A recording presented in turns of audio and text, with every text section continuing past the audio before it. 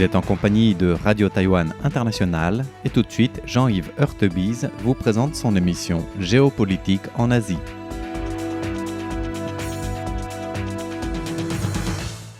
Chers auditeurs de Radio Taïwan International, bonjour pour ce nouveau podcast de notre émission Géopolitique en Asie.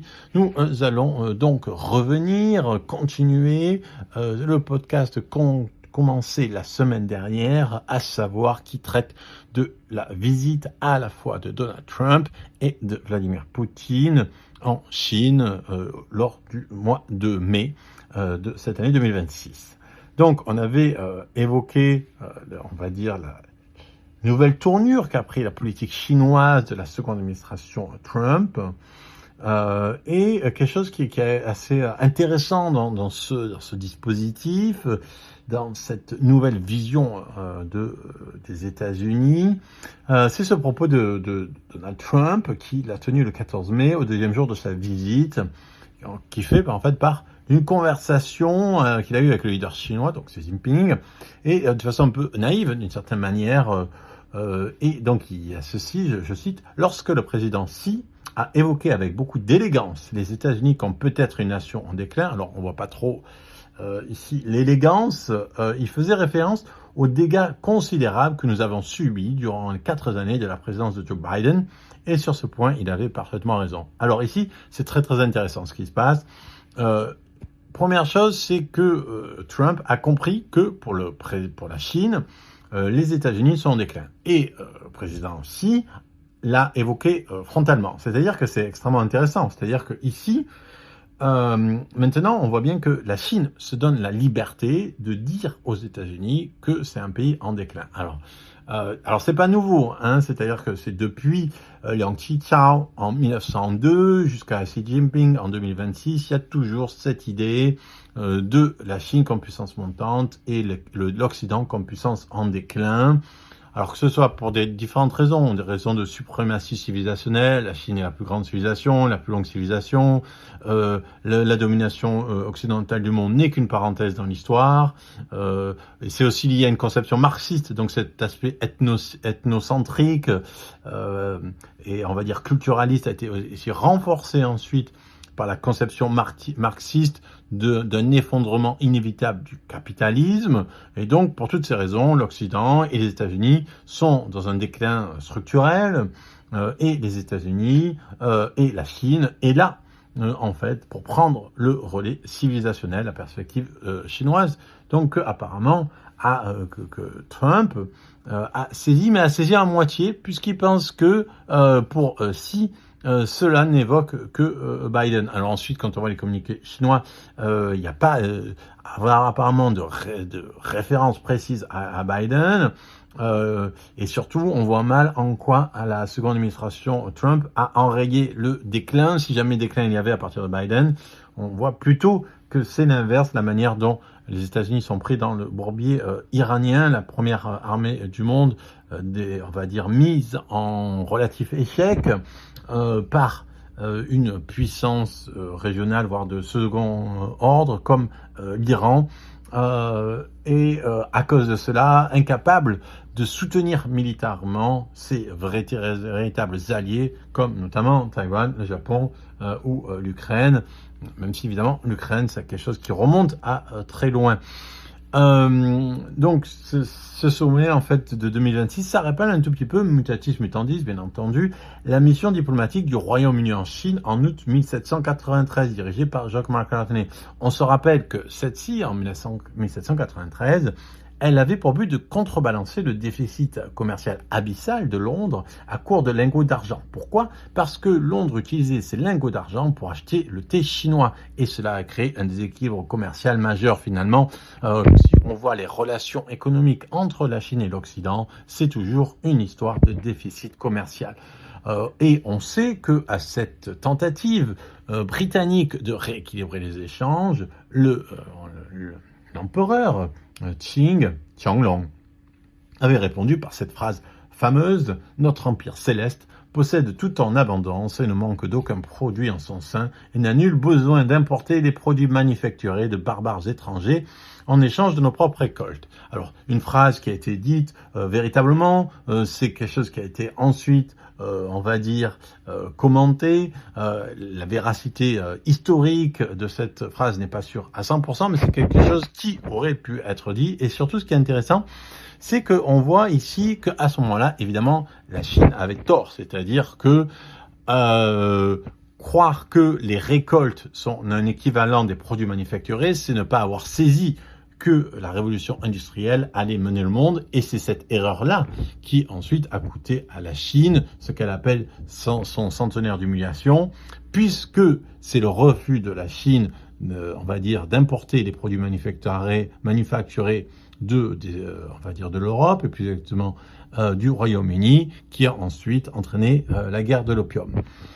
Et donc cette idée que finalement c'est pas grave, on n'a pas besoin de vos produits industriels parce que nous on a on va dire beaucoup de produits alimentaires, était manifesté une économie totalement dépassée, et la Chine mettra donc 100 ans à revenir sur cette erreur, et aujourd'hui évidemment c'est la première puissance industrielle mondiale. Mais ce qui est intéressant, c'est que à ce moment-là, ce refus, il y avait quelqu'un qui s'appelle Peter Ober qui avait fait partie de la délégation, et il avait résumé ça ainsi: la délégation a été reçue avec la plus grande politesse, traitée avec la plus grande hospitalité, surveillée avec la plus grande vigilance et congédiée avec la plus grande courtoisie. Voilà, c'est ça un peu ce qui s'est passé. On reçoit de façon très polie et on congédie de façon tout aussi polie. Alors, avant d'embarquer à bord d'Air Force One, donc parce que le président américain, il avait voulu, on va dire, le bénéfice de ça n'a pas été extrêmement clair. Il a voulu réunir avec lui les grands de la tech, les grands milliardaires américains, évidemment, Jensen Huang de Nvidia, Elon Musk de Tesla et SpaceX, Tim Cook de Apple, Dina Powell de Meta, etc. Et il avait, au départ, avant d'aller la visite en Chine, il avait fait part de ses grandes ambitions. Il avait dit: je demanderai au président Xi un dirigeant d'une distinction exceptionnelle, puisqu'il n'est jamais à court d'éloges pour les dirigeants autocratiques des autres pays, puisque lui-même a ce désir d'autocratie, d'ouvrir, donc c'est ce qu'il disait, donc il allait demander au président Xi d'ouvrir, open up en anglais, la Chine, afin que ces esprits brillants puissent déployer tout leur talent et contribuer à hisser la République populaire de Chine à un niveau encore supérieur. Alors cette phrase, elle est assez comique et en même temps assez triste. C'est-à-dire que d'une part, il y a en fait un peu, on retrouve un peu cet eurocentrisme, cet occidentalisme extrêmement naïf donc de l'Occident. C'est-à-dire que comme si la Chine avait besoin encore de ces groupes américains pour porter son propre essor économique et technologique. La Chine a démontré que pas tout à fait, même si évidemment dans certains domaines, celui de l'IA, celui des puces de dernière génération, la Chine n'est pas tout à fait au même niveau, mais dans beaucoup d'autres domaines, on peut dire qu'elle a non seulement rattrapé son retard, mais elle est devant. Donc dire qu'on va, on va permettre à la Chine de se développer encore plus parce qu'on va apporter les grands, on va importer des contacts avec les grands milliardaires de la tech et de la com américaine, c'est un peu bizarre. Et ce qui est d'autant plus bizarre, c'est qu'en fait, c'est comme si le but des États-Unis était désormais de contribuer à l'essor de la Chine. C'est-à-dire que voilà, on va vous aider à vous développer. Et c'est extrêmement étrange puisque, voilà, Rubio avait dit, on l'a vu la semaine dernière, puisque c'était la perspective des États-Unis, c'est de pas être dépassé par la Chine. Donc, est-ce que l'idée, c'est de ne pas être dépassé par la Chine, ou est-ce que c'est de contribuer à l'essor de la Chine, si cela peut aussi contribuer aux finances des États-Unis? Évidemment, c'est pas du tout la même chose. Donc ici, on voit à nouveau ce paradoxe qu'on a évoqué la semaine prochaine. Alors évidemment, des deux côtés, ça a été salué comme une rencontre historique. Lors de son discours d'ouverture, Xi Jinping a déclaré « Le monde entier a les yeux rivés sur notre rencontre ». Alors, si le monde jamais avait les yeux rivés sur sa rencontre, il doit être rempli de larmes puisqu'il ne s'est pas passé grand-chose, on va y revenir. Actuellement, une transformation sans précédent depuis un siècle s'accélère à travers le monde et la situation internationale est instable et turbulente. Donc l'idée, c'est que la rencontre Chine et États-Unis pourrait permettre de régler cette situation internationale instable et turbulente, comme si la Chine et les États-Unis n'étaient pas en fait les deux principaux responsables de cette turbulence. La Chine en aidant Xi Jinping dans sa guerre, la Chine en aidant la Russie de Vladimir Poutine dans sa guerre contre l'Ukraine, et les États-Unis en aidant Israël dans sa guerre contre l'Iran et le Hezbollah au Liban. Donc ici, c'est un peu discours de pompier pyromane, comme c'est souvent le cas des grandes puissances quand elles parlent de paix dans le monde. Et Donald Trump avait répondu aux dirigeants chinois, vous êtes un grand leader, parfois les gens n'aiment pas que je le dise, mais je le dis quand même, donc on a compris, on connaît l'admiration de Trump pour les dirigeants du type qu'il ambitionne d'être, à savoir des dirigeants autocratiques. Certains disent que ce sommet pourrait être le plus important de tous les temps. On ne sait pas qui le dit, mais si quelqu'un l'a dit, il a dû être assez, on va dire, vite détrompé et bien marié, comme on disait en français, dans la langue classique, par ce sommet. C'est un honneur d'être votre ami et les relations entre la Chine et les États-Unis sont meilleures que jamais. Elles ont été des pires pendant au moins une grande partie des deux administrations Trump. Et ce sommet qui devait être historique, en fait, il n'a pas mené grand-chose. Alors, oui, il avait annoncé qu'il y allait y avoir 200 Boeing qui avaient été achetés.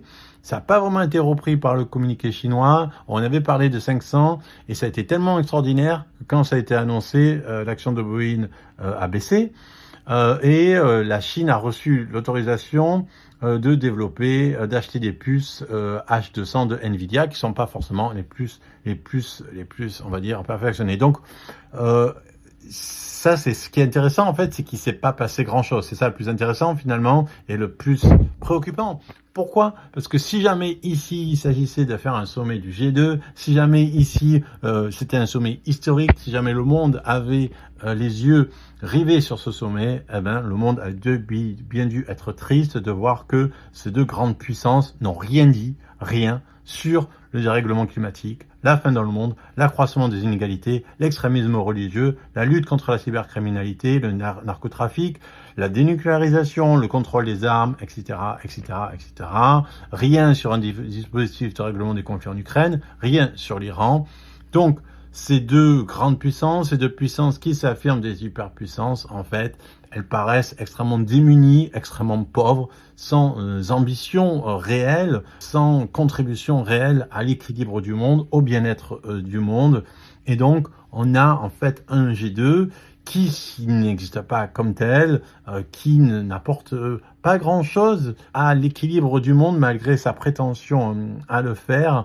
Est-ce que ce qui frappe, en fait, malgré tout ce discours sur la rencontre entre grandes puissances, c'est l'absence totale de leadership, le manque de vision, l'incapacité à incarner quelque chose qui dépasse, en fait, le narcissisme culturel et le suprématisme nationaliste de ces deux pays qui semblent plus d'accord pour se mettre ensemble à, on va dire, accentuer les problèmes du monde en en continuant l'exploitation des autres puissances moyennes pour leurs propres bénéfices, que véritablement d'être un couple de nations, un duo de puissances qui chercherait à améliorer la situation dans le monde.